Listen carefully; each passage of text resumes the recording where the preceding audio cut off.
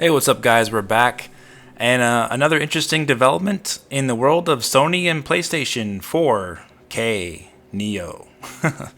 The president and global chief executive of Sony Interactive Entertainment, Andrew House, told the Financial Times that the high-end, quote-unquote, PS4 would be more expensive than the current $350 version.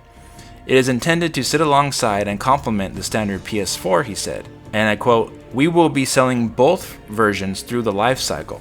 The new console, which is codenamed Neo, will target hardcore gamers," he said, as well as consumers with a 4K television set looking for more high-resolution content. However, in a move that may disappoint some fans, Mr. House said that Sony would not be unveiling its new console next week and refused to say when or at what price the unit will go on sale. He says, "We want to ensure we have a full range of the best experiences on the new system that we can showcase in their entirety," he said.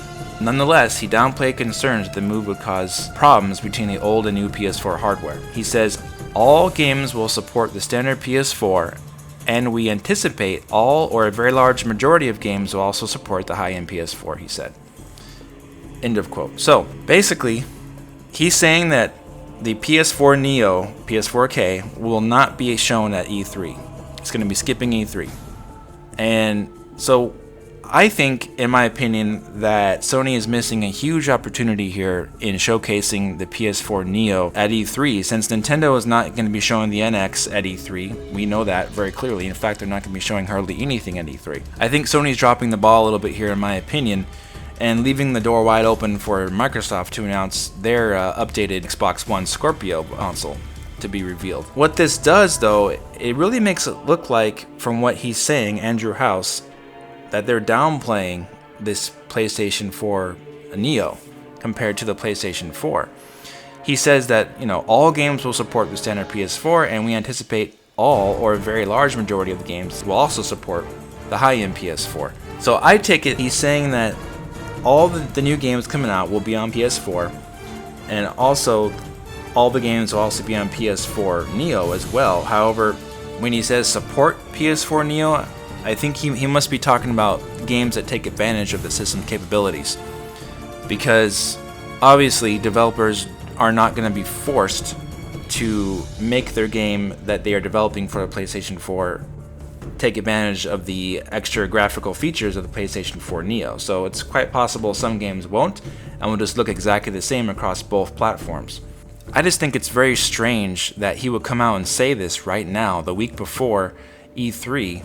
I think it would have been much better if they didn't say anything at all about the PlayStation 4 Neo and just left it silent and focused on the PlayStation 4 hardware itself and the games at E3, and not even mention this other console coming out.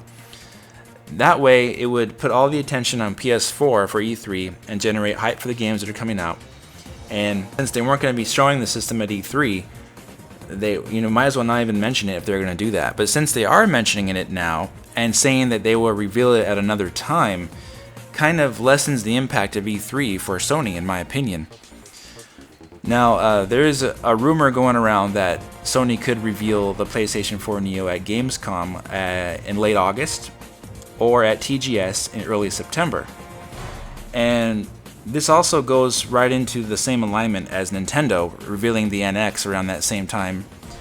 Many people are pointing at TGS to be the time when Nintendo is going to be unveiling the NX to the public in Japan, in its home country.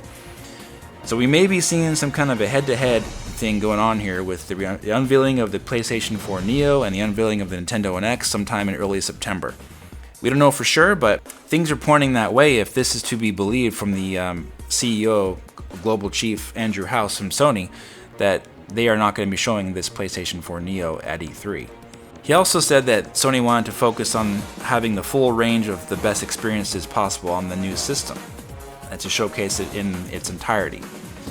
So it's kind of a confusing statement, because we got him kind of downplaying the PlayStation 4 Neo, that hey, it's just going to be the same thing as PS4.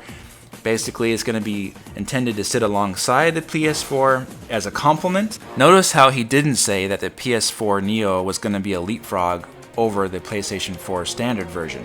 He said it was going to be something that complements it to sit next to it alongside it. I guess in the store, because obviously you're not going to have both of them sitting next to each other in your house, right? So it's a little bit confusing, granted, but it does nearly sound like he's downplaying the importance of PlayStation 4 Neo here. Maybe I'm wrong in my assumption, but let me know what you guys think. But anyway, it does set an interesting stage for this year, for later on, past E3. People were so excited for E3, and now obviously it's not what people thought it was going to be like. So hey, if you're a Microsoft fan, I think you've got a lot to look forward to for E3. For Sony fans, you have a lot to look forward to for the games. But if you're looking for that new hardware, I think we're going to be looking at something like September for both Sony and Nintendo now. So look forward to that, guys. I know that probably wasn't what you were expecting, but we do have a lot of games to look at in the next few months. Coming up next week at E3, and we do have Zelda to look at on the Wii U, so we are looking forward to that. But again, I think this is interesting developments coming up here between Sony and Nintendo. Something big is in the wraps, obviously.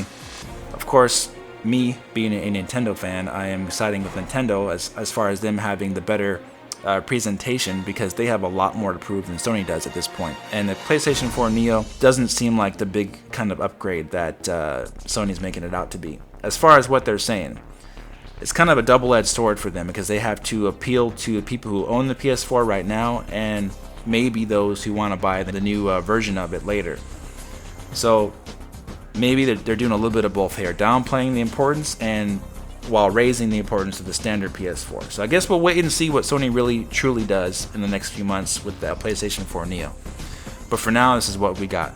So let me know what you guys think in the comment section. Hit that like button if you enjoyed the video and subscribe, and I'll talk to you guys very soon in the next video. Take care.